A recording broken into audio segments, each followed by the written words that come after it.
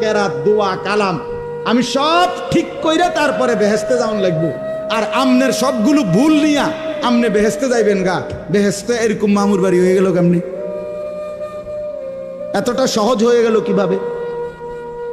আমার শায়েখ আল্লামা মুফতি মুশতাকুর নবী সাহেব এই জন্য বলে, জান্নাত এতটা কঠিন না, অর্জন করা যাবে না, আবার এতটা সহজ না যে বিনা মেহনতে আমনে যাবেন না। বুঝেন নাই আমার কথা? জান্নাত এতটা অসম্ভব নয় যে মেহনত কইরাও আমল করেও জান্নাতে যাওয়া যাবে না, না জান্নাত এত কঠিন না। আবার এতটা সহজও না যে টাকা 200 ইমাম সাহেবরে দিয়া আপনি বেহেস্তে যাইবেন, না না না, এটা আমনের চাচার শ্বশুর বাড়ি না। এর জন্য কোরআনুল কারীমের মধ্যে সমস্ত জায়গায় আছে বারবার আল্লাহ তাআলা বলছে, জান্নাতের বিনিময় বান্দা কেন দিলাম?